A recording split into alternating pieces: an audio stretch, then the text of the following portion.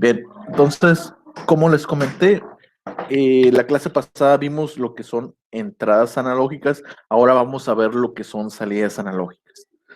Para empezar, el PLC que tenemos como tal en la escuela, que es este de aquí, el C40R, este de aquí, TM221C40R, como tal, no tiene salidas analógicas, únicamente tiene entradas analógicas.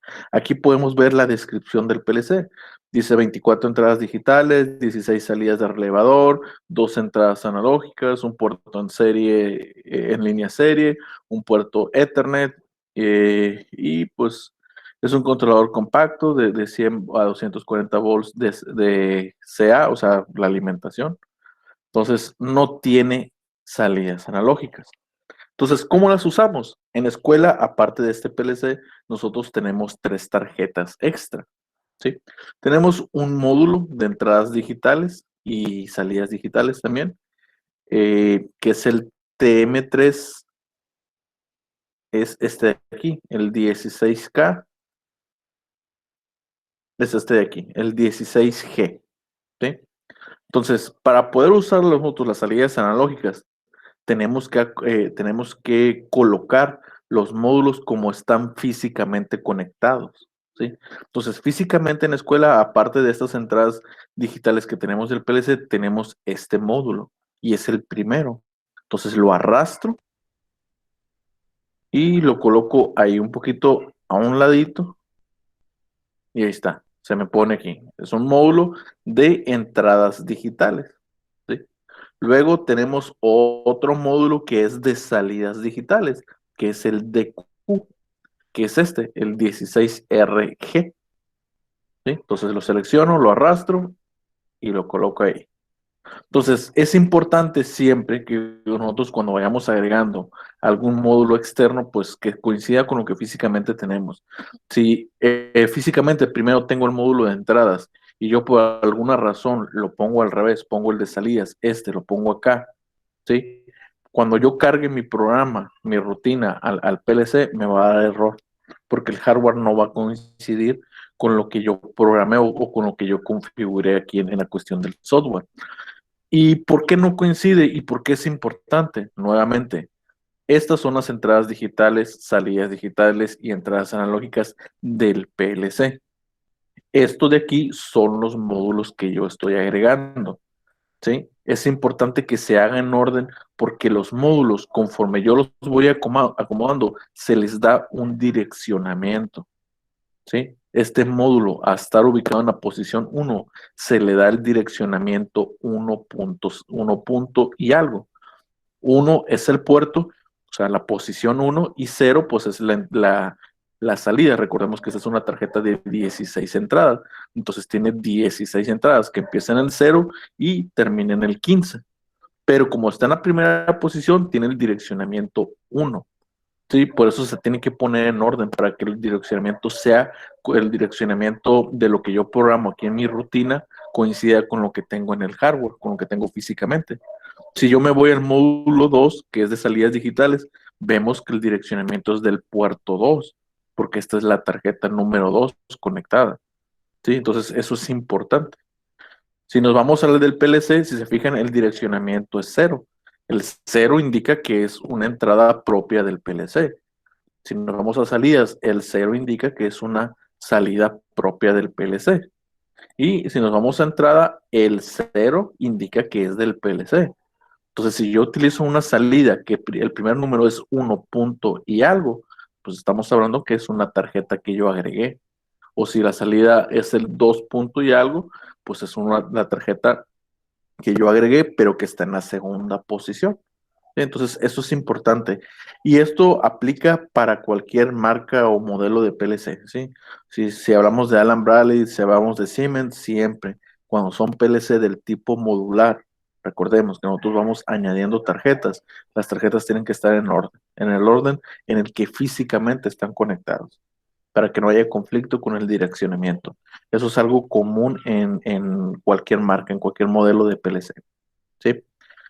Bien, entonces En la escuela tenemos esta tarjeta de entradas, esta tarjeta de salidas y tenemos una tarjeta de salidas analógicas, que es esta TM2.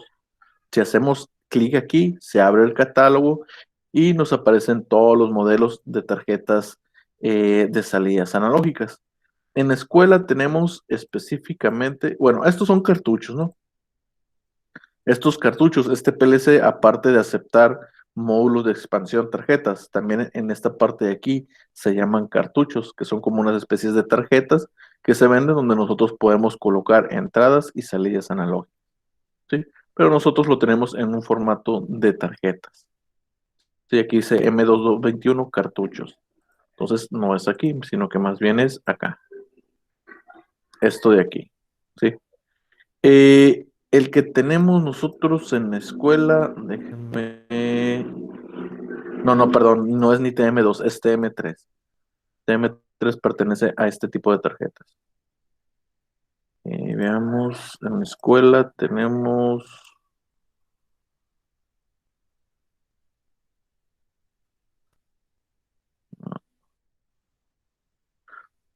uno parecido a este, pero que es de dos.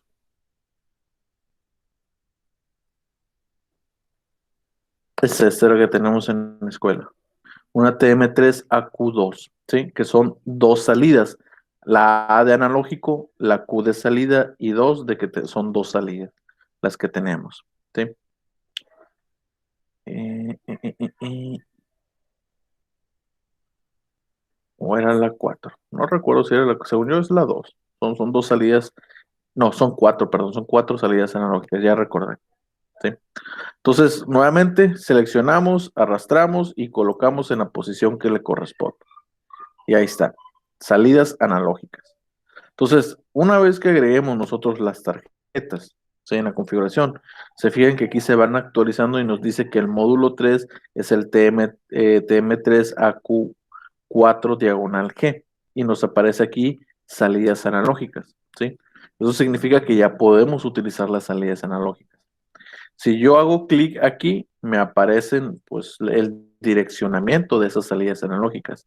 La Q de salidas, la W de palabra, porque recordemos que una salida analógica no es un bit, sino que más bien es una cadena de bytes que va relacionado con un nivel de voltaje que para nosotros por comodidad lo vemos como un número que va a depender del ADC, ¿sí? En este caso de la resolución del ADC y del nivel de voltaje. Entonces, en este caso, eh, nosotros a este tipo de salida podemos escoger el rango de voltaje. Yo les había comentado, el rango de voltaje depende de lo que vayamos a usar. Normalmente en las tarjetas son de 0 a 10 volt, pero hay ocasiones en las tarjetas que manejan diferentes rangos. Aquí vemos, maneja salida de corriente de 0 a 20 miliamperes o de 4 a 20 miliamperes, ¿sí? Voltajes tanto positivo como negativo o voltaje de 0 a 10, ¿sí? Esto depende de marca en marca y y de modelos de tarjetas, ¿de acuerdo? Entonces nosotros vamos a seleccionar de 0 a 10 por seleccionar alguno, ¿no? Luego de eso, una vez que seleccionamos el nivel de voltaje, a nosotros nos aparece el rango mínimo y el rango máximo, ¿sí?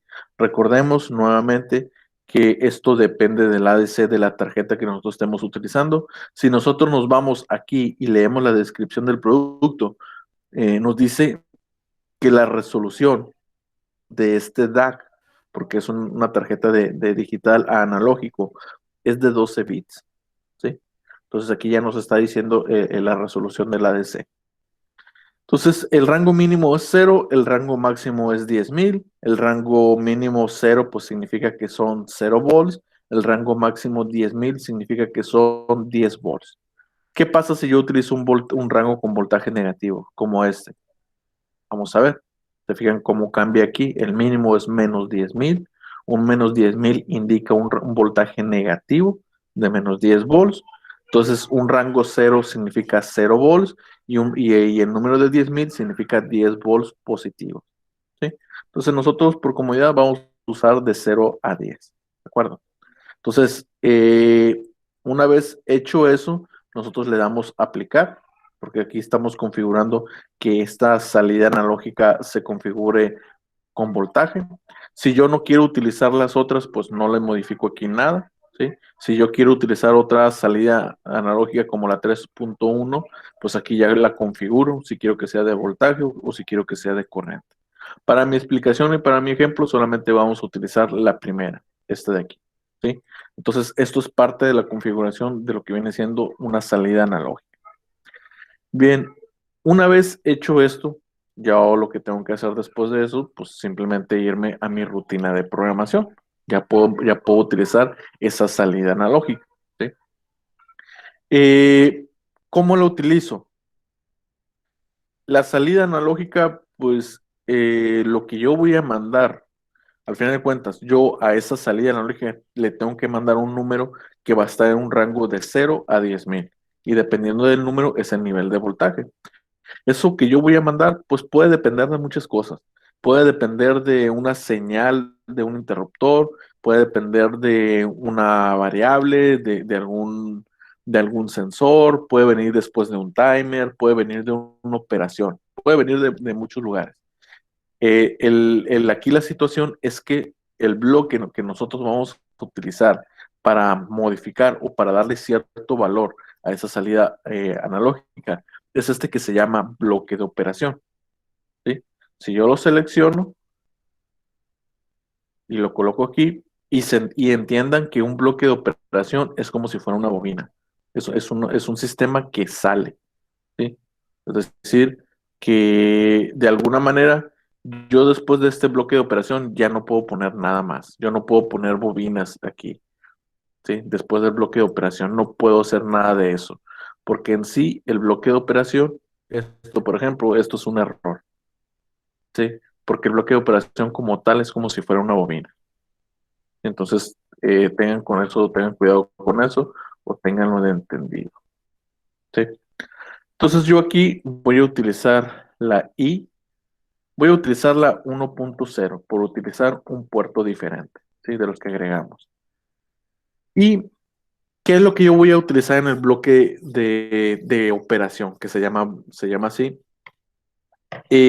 Básicamente, yo tengo que poner siempre un porcentaje denota que yo estoy utilizando una salida o entrada física, ¿sí? De que no es una memoria o no es una localidad de memoria.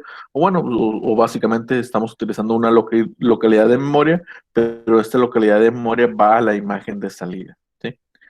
Colocamos Q porque es una salida. Eh, bueno, primeramente el puerto es Q3W. Si no mal no me equivoco, vamos a checar. Es QW 3.0, QW. Entonces es al revés aquí. Es Q porque es una salida, W porque es del tipo W, o sea, es una cadena de bits, no es un bit. Y el direccionamiento 3.0, ¿sí? El puerto 0 porque la tarjeta está ubicada en la posición 3 y estamos utilizando la primera salida que sería 0, ¿sí? Entonces, el bloque de operación yo estoy diciendo que esa salida va a ser igual a un cierto número, ¿sí? ¿Eso cómo lo asignamos nosotros? Dentro de la sintaxis que utilizamos aquí en SOMACHIN, el igual no va solo. Tenemos que colocar dos puntos e igual. ¿Sí? Es la sintaxis que se utiliza para asignar un valor. Y ya yo aquí asigno un valor, el que yo quiera, por ejemplo, 5,000. Esto mismo bloque de operación también puede servir. Voy a insertar una nueva línea. Eh, Este mismo bloque de operación puede servirles a ustedes para modificar valores de memorias. Por ejemplo, decir la memory word 0 que sea igual a 500. Bueno, aquí tenemos que colocar siempre el porcentaje. ¿Sí? Donde la MW es una localidad de memoria, no es una salida física, simplemente es un espacio en la memoria del PLC para almacenar cierta información. ¿Qué información quiero almacenar yo? Pues simplemente el número 500. ¿Sí? Así como nosotros tenemos las memorias, habíamos visto que tenemos aquí están objetos de memoria, Tenemos bits de memoria, que son las M0, M1, que simplemente son localidades o espacios de memoria en la memoria RAM del PLC para guardar información que a nosotros no nos interesa que salga de manera física, simplemente la queremos tener ahí. Pues bueno, también hay palabras de memoria, ¿sí? Estas palabras de memoria, pues podemos guardar lo que viene siendo números. Si yo quiero guardar un número del 1 al 1000 o al 10.000, algo así, pues simplemente lo asigno a una memoria. ¿Por qué? Porque un bit de memoria solamente puede almacenar dos estados, o es cero o es uno. Este ya puede almacenar números en decimal. Y pues hay de diferentes tipos. Hay, las doble, que puede asignar un valor de uno. eh, Creo que no sé si sea un número de uno en 10.000 o algo así. ¿Sí? Tenemos estas otras también. Entonces son simplemente tipos de, ¿cómo se llaman? Son tipos de, así como en programación en C++ tenemos entero, tenemos doble entero y tenemos string. Y a eso hace referencia. Un memory word tiene cierta capacidad, o sea, puede almacenar un número de uno, no sé, a 1000. Y uno doble ya te puede almacenar un número de uno a 10.000. ¿Sí? Algo así. Y pues aquí tenemos las palabras constantes. Esto ya son localidades de especiales de memoria, no es que nosotros las vayamos a utilizar, sino que más bien tienen un fin específico y por eso se llaman constantes. Bien, tenemos también los objetos de sistema. Esto ya es, por ejemplo, estos son localidades de memoria específicas del PLC. Por ejemplo, si quieren hacer un parpadeo, aquí está. Esto es, por ejemplo, el S6 es un parpadeo de un segundo, ¿sí? Que se basa en el reloj interno del PLC de un segundo. Este es de 10 milisegundos, de 100 milisegundos y de un milisegundo. Estas son palabras especiales, son funciones especiales dentro del micro, ¿sí? Por lo general, las que pueden utilizar son estas, ¿sí? O sea, si quieren hacer ustedes un parpadeo y no quieren utilizar dos timers, lo pueden jalar de aquí. Si es de un segundo, pueden jalar la función S7. Y ahorita lo voy a hacer. De hecho, voy a utilizar eso también para que lo vean. Voy a insertar una nueva línea y lo voy a programar ahí. Veamos. No, no me dejo aquí. Añadir escalón y lo voy a meter aquí para que vean. S6 es un parpadeo de un segundo y una bobina normal para que vean cómo va a quedar parpadeando. Voy a poner la Q 2.0 para usar una tarjeta nueva. Bien, esta de aquí le voy a poner la I 0.0. Entonces, eso es lo que son las memorias. Las memory words sirven para eso.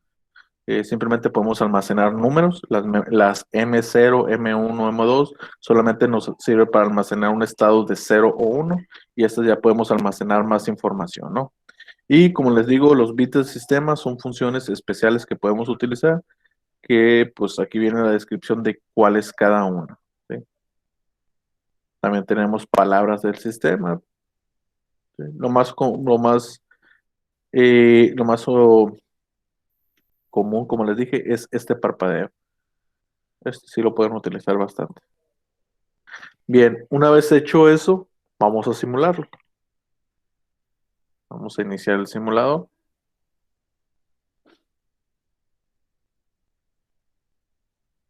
¿Sí? Si se fijan en el simulador, ya nos aparece diferente. El simulador antes nomás nos aparecía hasta aquí, ahora aparecen tres módulos más, que son los módulos que agregamos. Perdón. Entonces, iniciamos el controlador, como les digo, agregamos tres módulos y ahora nos aparecen esos tres módulos.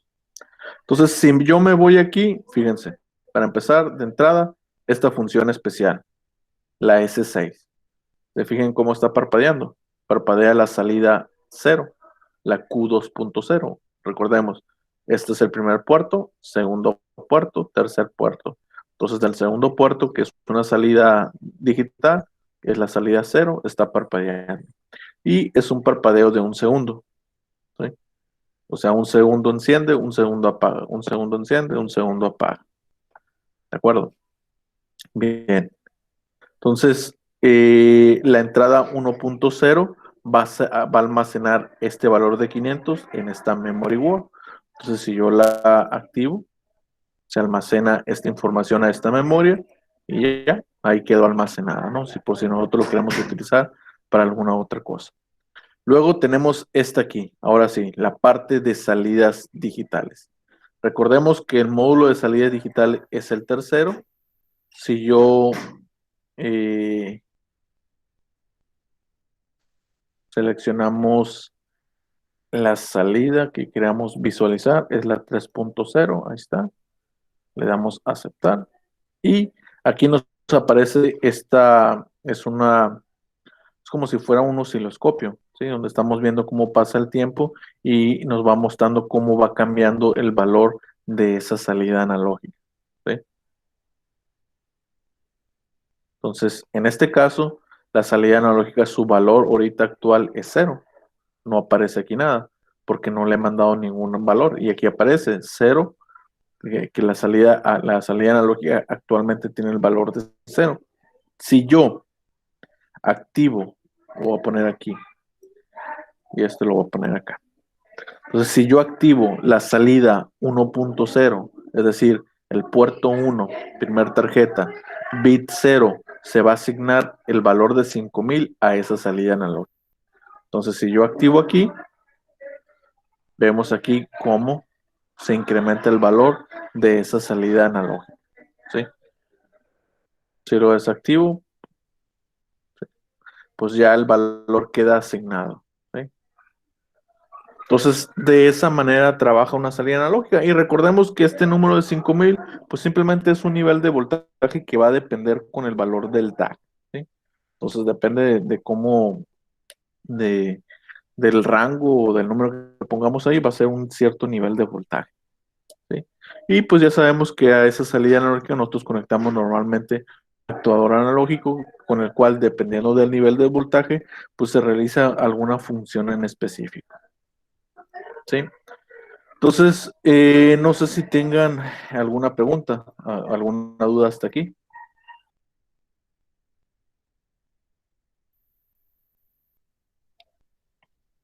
No sé si tengan alguna pregunta o si tengan alguna duda. No, yo no, profe. No. Bien. Quiero también enseñarles algo. Este tema de salidas analógicas es bastante rápido, no hay mucho más que hacer. Es un bloque nuevo más que tenemos que utilizar y cómo configurarlo y todo eso, ¿no? Ya es lo que ya expliqué. Otra cosa que también querías comentarles es acerca de la parte de programación. Esto sí lo considero importante y lo explico.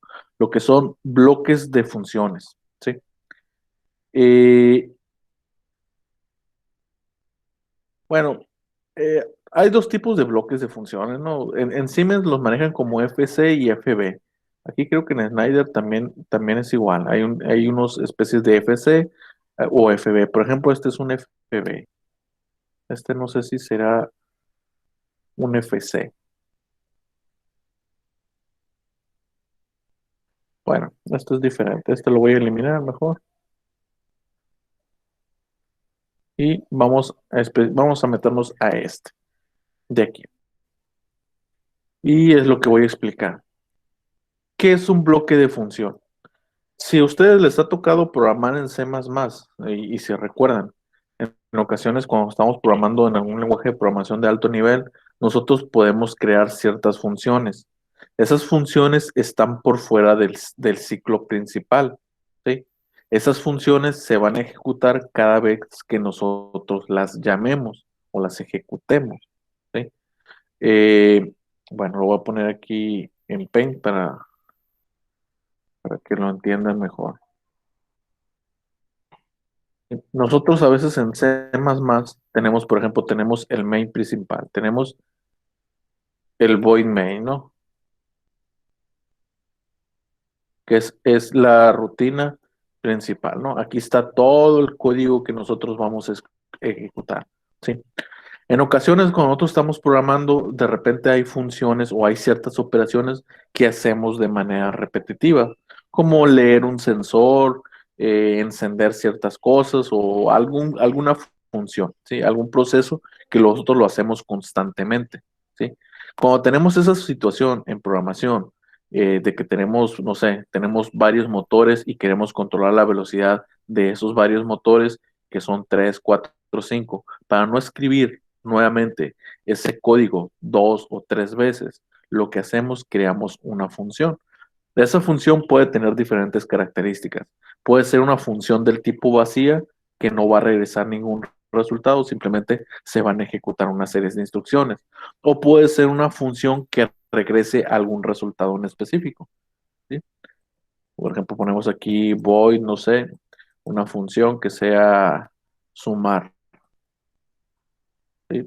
Sumar, ponemos aquí entre paréntesis las llaves y aquí ponemos un código que se va a ejecutar, ¿sí? Esta función está fuera del ciclo principal.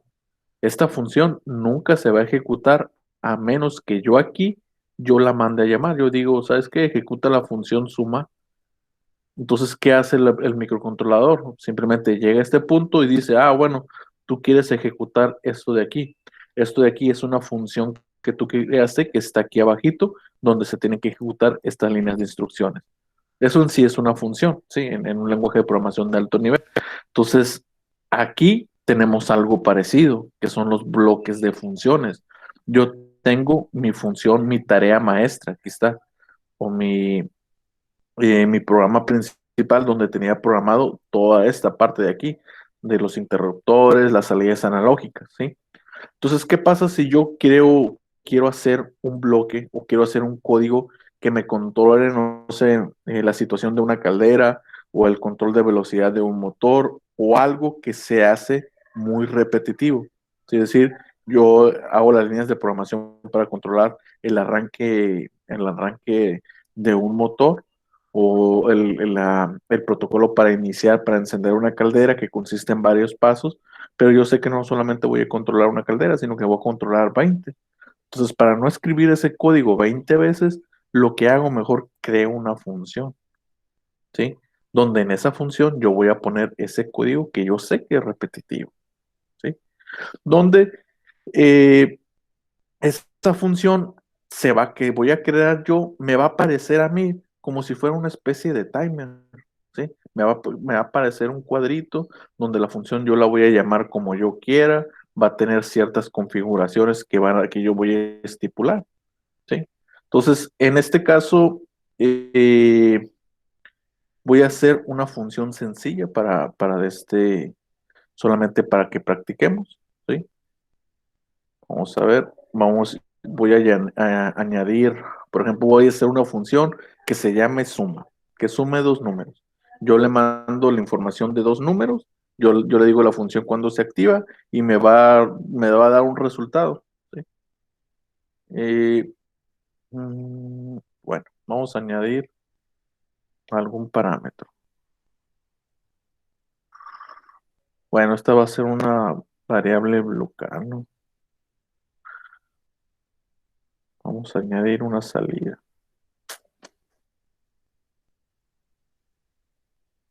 Bueno, vamos a ver qué podemos crear aquí, para no complicar mucho esta cuestión, ¿no? Entonces, por ejemplo, lo voy a hacer así. Cuando esta función se ejecute, así, yo quiero que, no sé, se inicie un timer, un temporizador, aquí, y se active cierta salida. De esta manera, ¿no? Entonces, ¿quién va a ser mi dirección de entrada? Mi dirección de entrada yo voy a decir que sea esta de aquí, la I diagonal 0. Esto es una memoria local de este bloque de función que estoy creando. Y aquí la salida la voy a poner que sea la Q-0. timer que sea un timer del tipo ton, que cuente, no sé, 5 segundos y aplicamos de esta manera, ¿sí? Este es mi bloque de función. Esto de parámetro, pues simplemente son si quiero utilizar yo memorias aquí, en este caso lo voy a eliminar, ¿sí? Ahí está. Este es mi bloque de función que yo definí, ¿sí? Entonces, ojo con esto. Esta memoria, este valor, esta variable de entrada i guión bajo cero, no es una entrada física, no es una localidad de memoria de este bloque de función que yo creé. Esta q guión bajo cero no es una salida física, es simplemente un espacio de memoria que queda almacenado dentro de este bloque que yo creé, ¿sí? Y el bloque de función que creé se llama UDFB1, ¿sí? Y aquí está. Entonces, le damos que sí, me está pidiendo que si quiera guardar los cambios actuales, le doy que sí, ahí está. Me voy a mi tarea principal, a mi tarea maestra, ¿sí? Aquí está. Voy a quitar esta parte que ya lo vimos, lo de las entradas analógicas, ¿sí? Voy a quitar también esta parte de aquí. Entonces, ¿qué hago yo? Agarro mi bloque de función. Eh,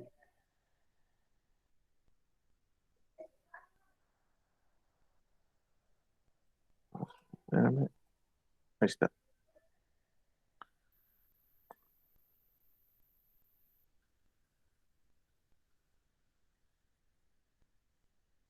Vamos a darle insertar.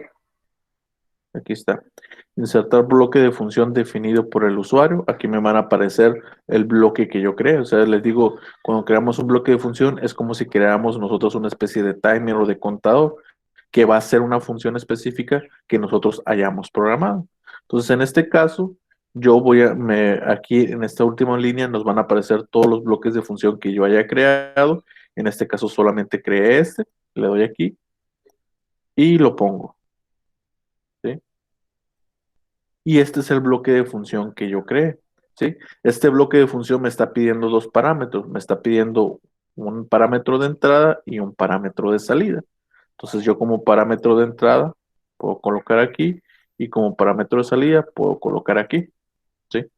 Yo aquí puedo colocar esta entrada física y aquí coloco esta salida física. Descargamos el programa, iniciamos la simulación, mejor dicho. ¿Sí?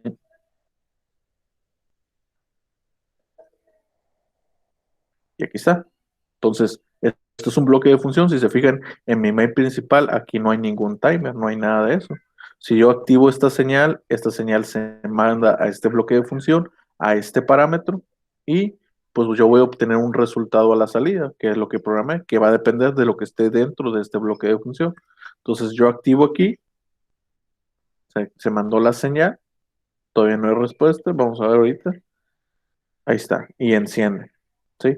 ¿Por qué? Porque en este bloque de función yo definí que cuando se manda una señal de entrada, esa señal de entrada se manda a este timer, cuenta 5 segundos y se manda una señal a esta variable. Si yo quisiera sumar aquí dos números, pues simplemente creo aquí una serie de parámetros. Yo le digo que cuando se mande esto de aquí, se sumen dos números y esos dos números los regresen, o lo que ustedes quieran hacer, ¿sí? Entonces, básicamente eso es un bloque de función, ¿de acuerdo? Y lo interesante de esto es que supongamos que este bloque de función fuera para controlar, no sé, controlar, no sé, el arranque suave de un motor de corriente directa o un motor trifásico o el sistema de control de, no sé, de una caldera o lo que se imaginen. Entonces, yo puedo jalar varios bloques, ¿sí? Supongamos, de esta manera. Esta es la caldera uno, esta es la caldera 2, este botón manda la señal para que la caldera uno enciende, La caldera uno para encender tiene que hacer un cierto procedimiento, abrir una electroválvula para que empiece a soltar el gas, luego mandar una señal a un dispositivo que genere la chispa, luego después de eso un sensor que vea que realmente encendió la chispa para que no empiece a fugar gas y eso sea peligroso. Sí, entonces es un proceso complejo, por así decirlo, el de encender una caldera, no simplemente es mandar una señal y ya, sino que es algo que se tiene que hacer en secuencia. Entonces, esta señal simplemente activa y este bloque de función, aquí está programado absolutamente todo. Y si yo tengo que controlar 3, 4, 5, 6, pues solamente voy jalando esos bloques y les voy dando sus parámetros de entrada. Tenemos el sistema de llenado, por ejemplo, el llenado de algún producto. Pues bueno, simplemente yo le mando la señal a este bloque de función y dentro de este bloque de función tiene todas las condiciones para el llenado, ¿sí? Para una línea de producción que va a llenar algo. Pero yo tengo varias líneas, no nomás voy a controlar esa línea, voy a controlar varias. Ah, pues simplemente mando a jalar ese bloque de función varias veces, ¿sí? Entonces no sé si se entienda lo que es el concepto de lo que es un bloque de función y para qué sirve, Profe, más o menos. ¿sí? Todo eso se configura aquí. Yo ahorita lo hice lo más sencillo para no gastar mucho tiempo. Pero aquí yo puedo agregar, por ejemplo, si le doy aquí, puedo agregar otro parámetro de entrada. Puedo agregar otro parámetro de salida, ¿sí? Eh, Puedo agregar, por ejemplo, temporizadores o contadores de esta manera o que queden aquí de manera local, ¿sí? También lo puedo hacer. Puedo añadir variables. Sí, puedo añadir diferentes cosas aquí. No recuerdo si aquí también podíamos añadir, en vez de solamente ser entradas y salidas booleanas, añadir algún tipo de variable diferente.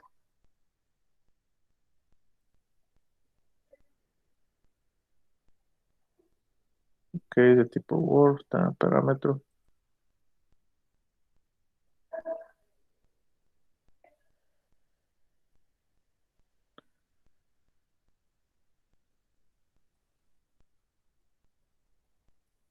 Sí.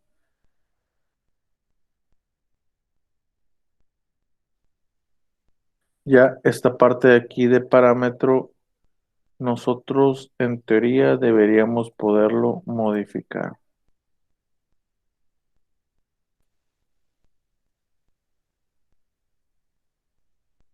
Esta variable.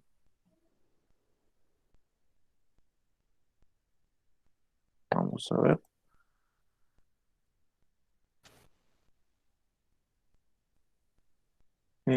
Parece que no.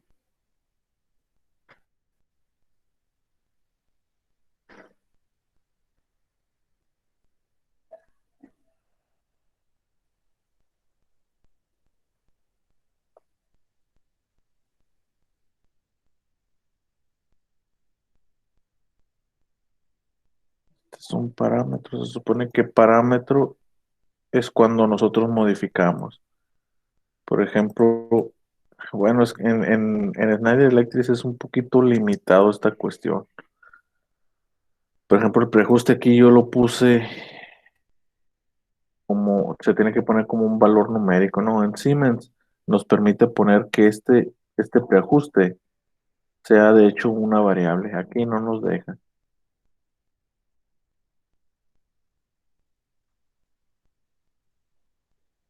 a menos que lo agreguemos aquí como un timer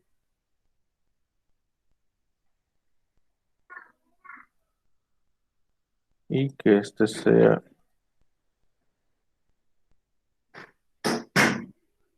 vamos a ver, el timer A.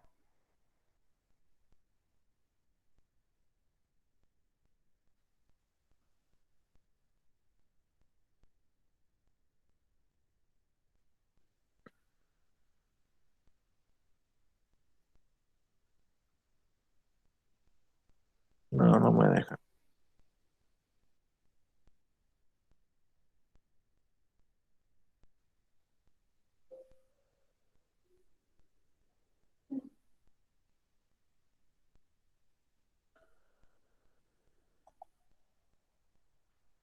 aquí en teoría nosotros deberíamos modificar este parámetro, ¿no? O sea, si quisiéramos sumar dos números, pues aquí en parámetros lo tendríamos que agregar. Entonces, esa es la idea de un bloque de funciones, ¿sí? Es para pulir el programa, el código de programa, por así decirlo, ¿sí?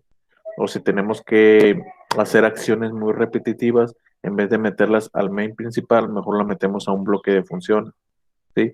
Y de esa manera queda más entendible lo que es la tarea maestra o la rutina principal, de poder ver que esto es un sistema, no sé, un motor, este es otro motor, este es otro motor, y si el motor uno falló, entender o determinar, bueno, pues vamos a venir aquí y observar si los sensores están trabajando bien o si algo se dañó, ¿sí? Sirve principalmente eso, para tareas repetitivas o rutinas que son repetitivas, ¿sí? Entonces voy a detener la grabación. Yo creo que con eso queda. Igual